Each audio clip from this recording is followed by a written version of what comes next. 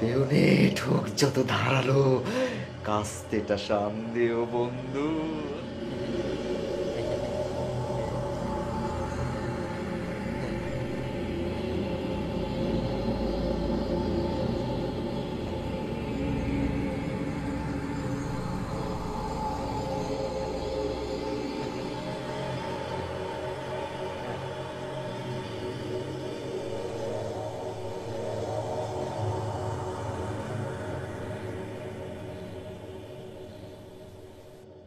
ক্ষুধার রাজ্যে পৃথিবী কর্তমান। ক্ষুধা ক্ষুধা ক্ষুধা লাগছে আমার, ক্ষুধা লাগছে আমার, ক্ষুধা।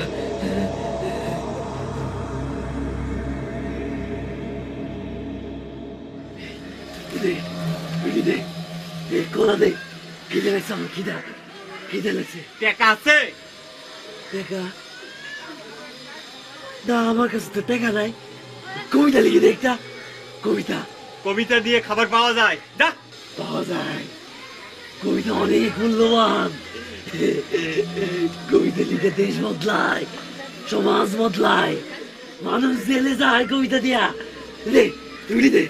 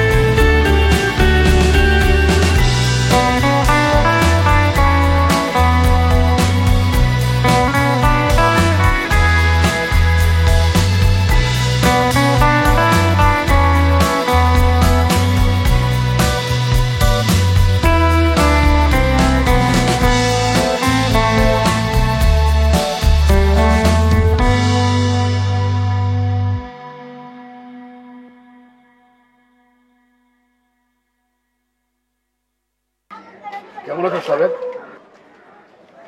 আরে না আমাকে কবি সাহেব না, বয়েন বয়েন বয়েন। আপনি না মরে গেছিলেন, একদিন পর জিন্দা হইলেন কেমনে? আমার স্ত্রী কোনো খবর জানো? জানবো না কে? আপনি মরে যাওয়ার পর না মানে ওই আপনি গায়েব হওয়ার পর কবিকুল সরকারের ধরে একটা ব্যবস্থা করছে, মাসে মাসে টাকা দেয়, বছর বছর আপনার জন্মবার্ষিকী মৃত্যুবার্ষিকীতে আপনার ডাউস মার্কা ছবির নিচে ফুল দেয়।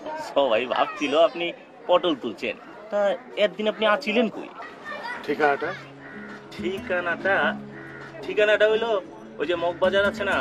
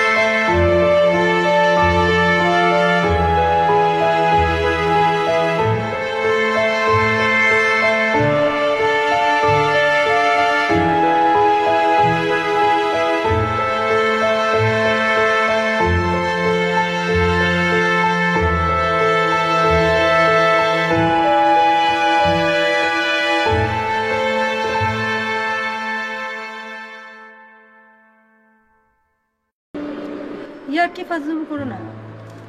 তোমার আজকে আমাকে বলতে হবে তুমি এতদিন আমাদেরকে ভুলে কোথায় ছিলে, কিভাবে ছিলে।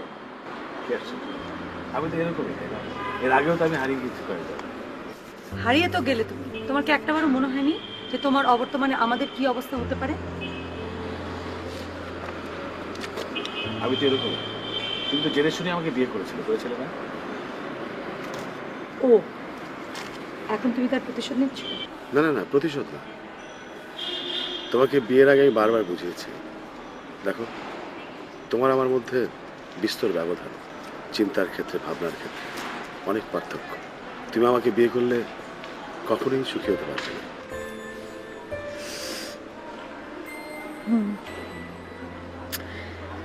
একটা জিনিস বুঝলাম, শিল্পীরা খুব বেশি স্বার্থপর।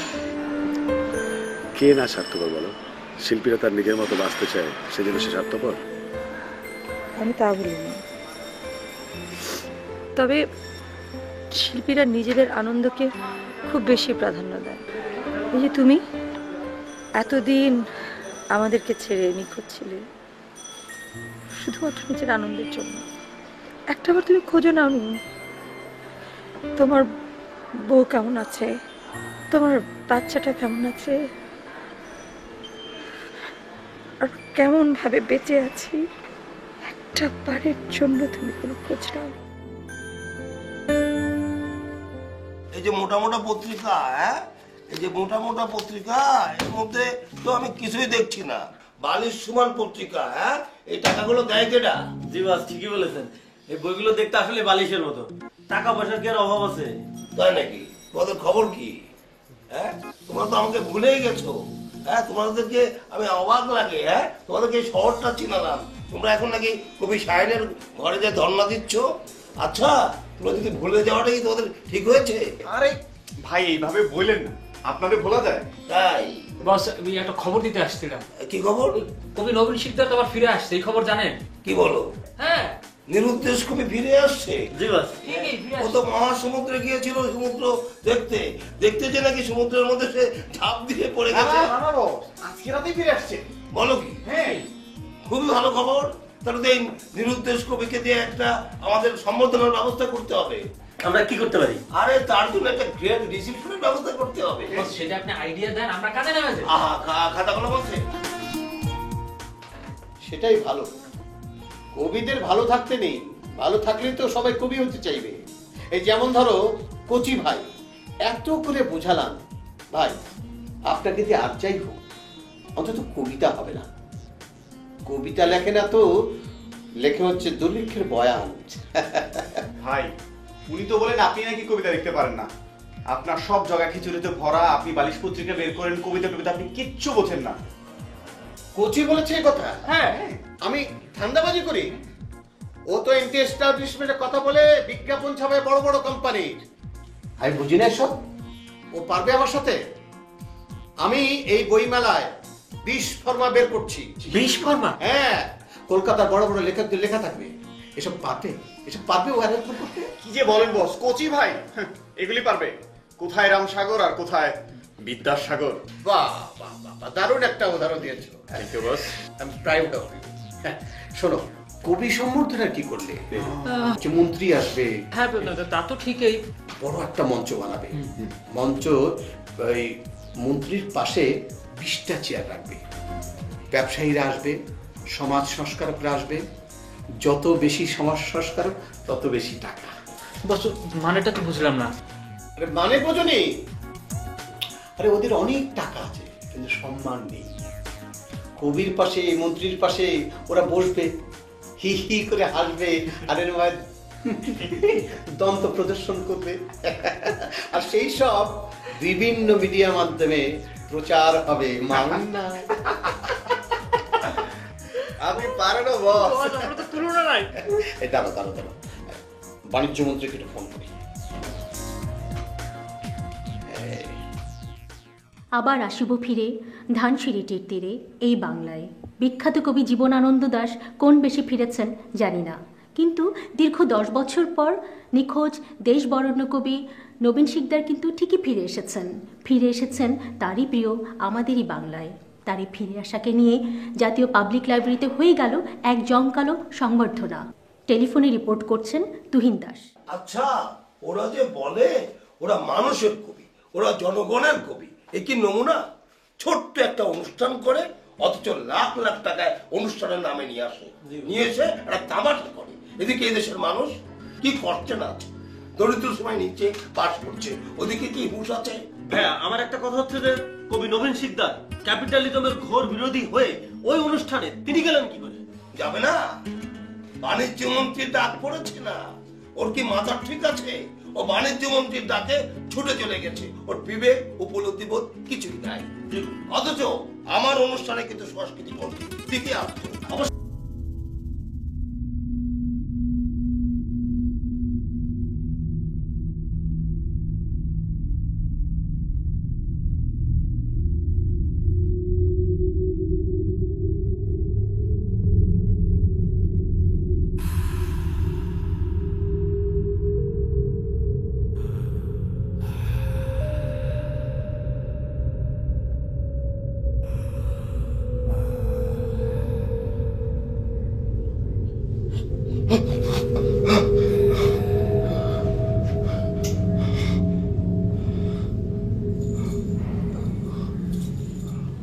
কি হয়েছে?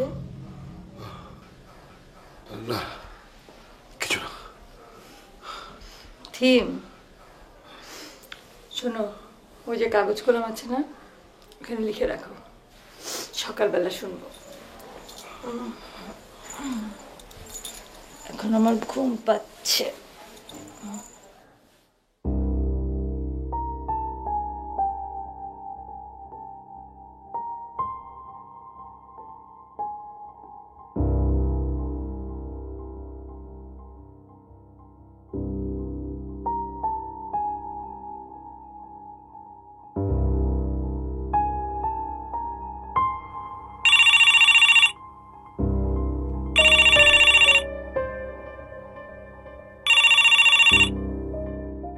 হ্যালো, আসসালামু আলাইকুম ভাইয়া, আমি রেজা বলছি, একজন নাট্য নির্মাতা।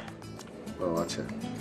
আসলে ভাইয়া হয়েছে কি, আমি না আপনার বিশাল বড় একজন ফ্যান আর কি। মানে একটা সময় ছিল আমি আপনার গল্প, উপন্যাস, বই, সাহিত্য, কবিতা সব কিছু মানে পড়ে ঘুম থেকে উঠতাম না।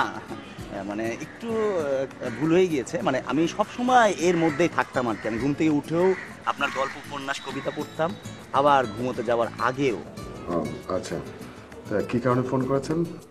না মানে বিষয়টা ভাইয়া খুবই সাধারণ একটা বিষয়।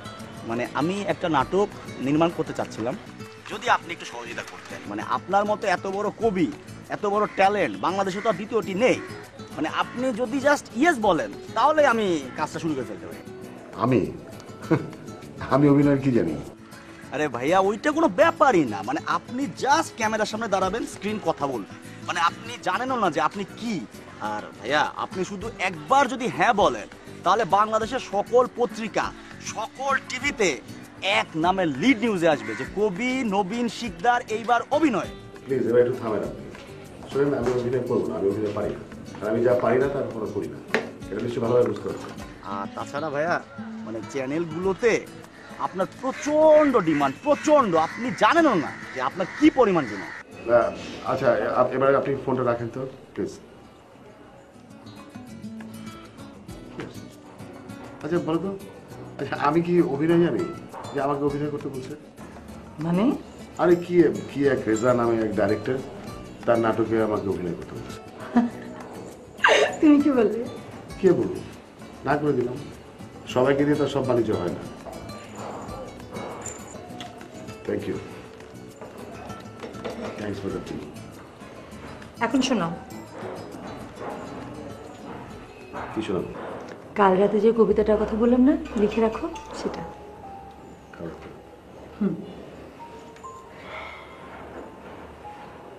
চা, সোনালি রঙের চা, আর এইসব রঙিন জল, জলজ রঙ। হঠাৎ ধরো এক গোল্ডফিশ টুপ করে পড়ে গেল জলে।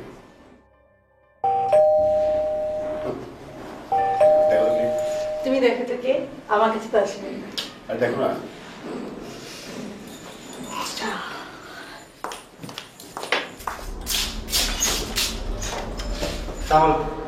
আপা আপনি একটা চিঠি আসছে।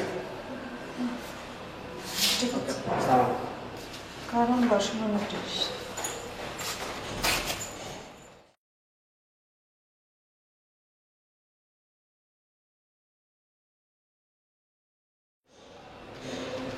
সাংস্কৃতিক মন্ত্রণালয়, রয়্যালিটি বন্ধ। সংস্কৃতি মন্ত্রণালয় থেকে চিঠি এসেছে, আমাদের রয়্যালিটি বন্ধ করে দেবে। কি দেখো,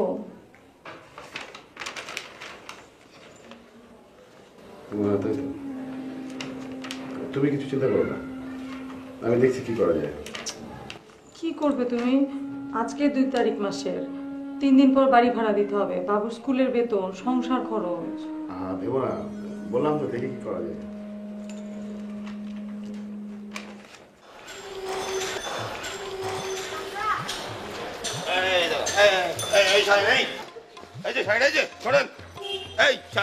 আপনি ভদ্রতা আদব কয়টা শেখেন নাই? একটা সিনিয়রের সঙ্গে কিভাবে কথা বলতে হয় জানেন না? কেন, কি হয়েছে? কি হয়েছে? আপনার থেকে আমি কবিতা অনেক আগে লিখি, আমি সিনিয়র। আপনাকে আমি বলিনি, আপনি বলে বেড়াচ্ছেন আমি নাকি দুর্ভিক্ষর কবিতা লিখি, আমি নাকি এছাড়া কবিতা লিখতে জানি না। আপনিও তো বলে বেড়ান আমি কবিতা যা ইচ্ছে তাই লিখি, আমি টাকা কামানোর জন্য কবিতা বের করছি। যা সত্য তাই বলেছি। শুনেন, আপনি শুধু আমাকে না, কলকাতার বিশিষ্ট লেখকদের আপনি অপমান করছেন, আপনি সমাজসেবকদের অপমান করছেন, আপনি মন্ত্রীদের অপমান করছেন। আপনি কি মনে করেন নিজেকে? আপনার ওরা ছাই লেখে, মন্ত্রীও লেখে না, কেউ লেখে না। আপনি নিজে লেখে ওদের নাম লিখে দেন। শুনেন কচি ভাই, আজে বাজে কথা বলবেন না। আপনি যেখানে যাচ্ছেন সেখানে চলে যান। আপনি কি বলুন? আপনি আপনার মতো আমাকে কবিতা শেখেন না, কথা বলতে বাজে কথা বলবেন না। চল, উচিত বাজে বাজে কথা বলবেন। আবার বাড়ি যান। আরে বাড়ি যান, আপনি কি মনে করেন? বাড়ি যান। এই কি মনে করেন? এই বাড়ি যান, যান আপনি, যান। আপনি যান। আপনার আপনার আপনাকে মারা উচিত, জড়ানো উচিত আপনাকে। বাজে কথা বলবেন না। এই মিয়া, get out! এই হারামজাদা, এই হারামজাদা। আপনি কবি, এই মিয়া, আপনি কবি কলঙ্ক, আপনি তো আমার কবি হচ্ছে, আমার কবিতা শেখায় আমার। বড় বড় কথা বলি।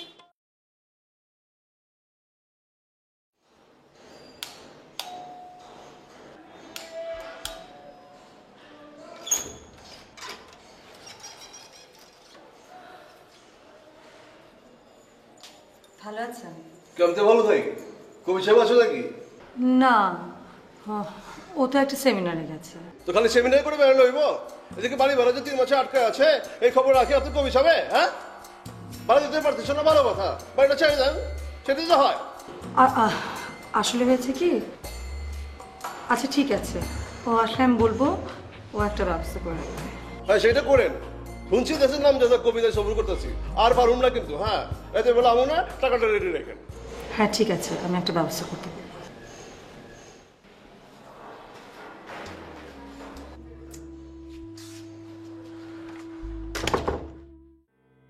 আজ বাড়িওয়ালা এসেছিল, বলেছে কাল আবার আসবে। হ্যাঁ তাই তো ভাবছি, দেখি কি করা যায়। তুমি আর কয়েকটা দিন সময় নাও।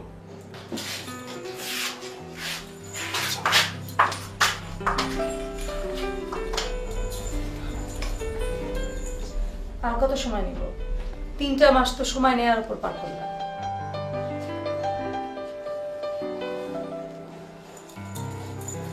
শোনো, আমি জানি না তুমি কোত্থেকে কিভাবে টাকা জোগাড় করবে। যেভাবে পারো, যেখান থেকে পারো তুমি টাকা জোগাড় করো। আমি তোমার সাথে রাস্তায় থাকতে পারবো না। বুঝতে পারছি না কি বলছি?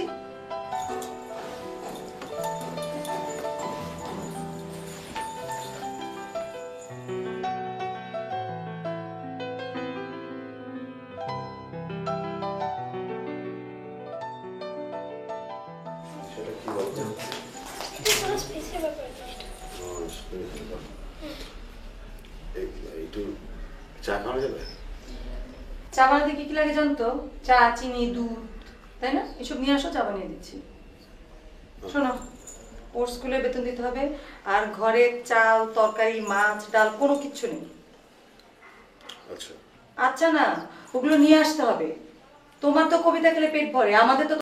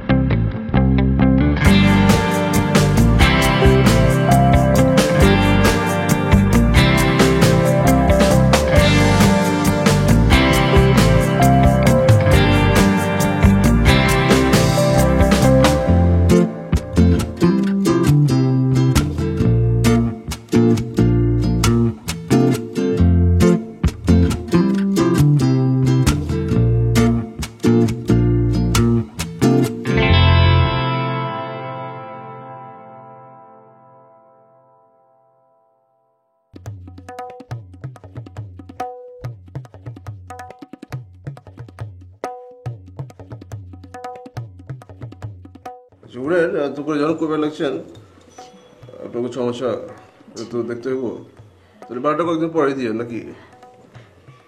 ঠিক আমি তার জায়গা আসবেন কিন্তু। হ্যাঁ।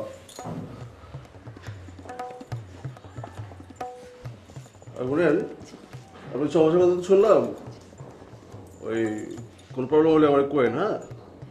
আর আমি তো আপনাকে বাড়ি হলাম, তাই না? হ্যাঁ হ্যাঁ, আপনার দেখবলে দায়িত্ব আমার। অবশ্যই আপনিই তো দেখবেন। তখন জায়গা তাইলে আসবেন।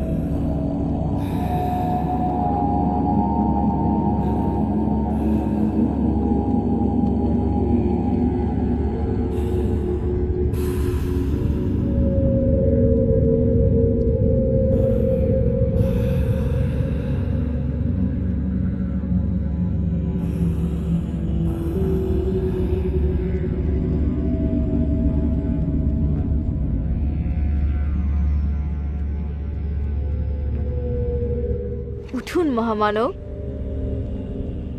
উঠুন।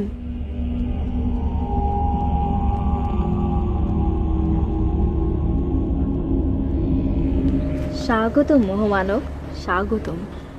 স্বর্গরাজ্যের ভালোবাসার দেবী আমি। স্বর্গরাজ্যের সকল ভালোবাসা আপনারই জন্য। আমায় গ্রহণ করুন মহামানব। সুস্বাগতম মহামানব। স্বর্গরাজ্যের সমস্ত ঐশ্বর্যের দেবী আমি, আমায় গ্রহণ করুন। সুস্বাগতম মহামানব। স্বর্গরাজ্যের ক্ষমতার দেবী আমি। স্বর্গরাজ্যের সকল ক্ষমতা আপনার পদতলে নিমজ্জিত হোক। আমায় গ্রহণ করুন মহামানব। কিন্তু এসব তো আমার চাই না। আচ্ছা, তোমার কাছে কি আছে? বাংলাদেশের নদীর মতো একটা নদী আছে? আচ্ছা, তোমার কাছে কি আমার পরিচিত মানুষদের মতো ভালোবাসা আছে?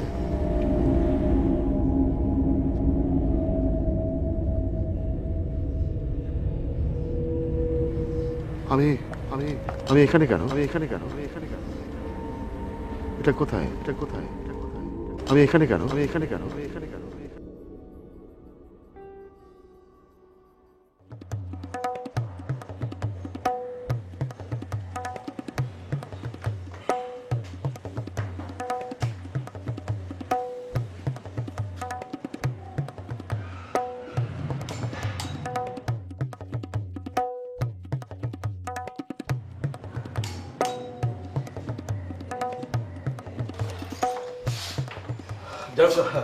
জায়গা আছেন?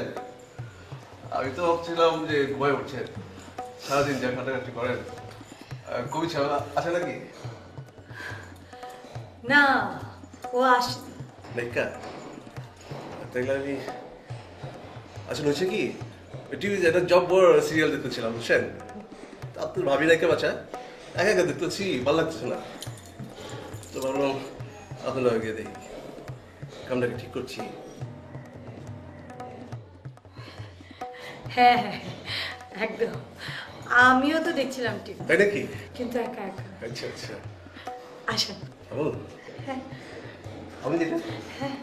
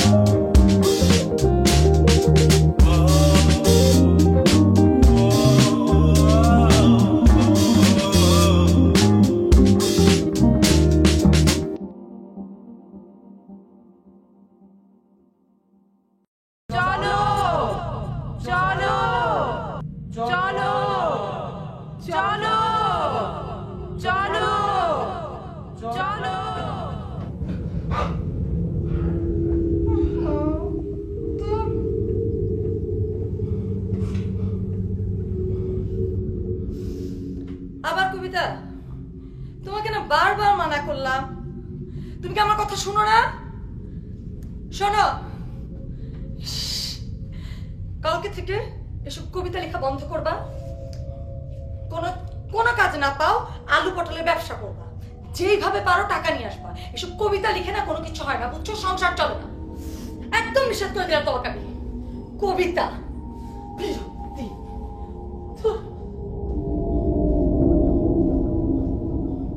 কি ঘুমাও না কেন?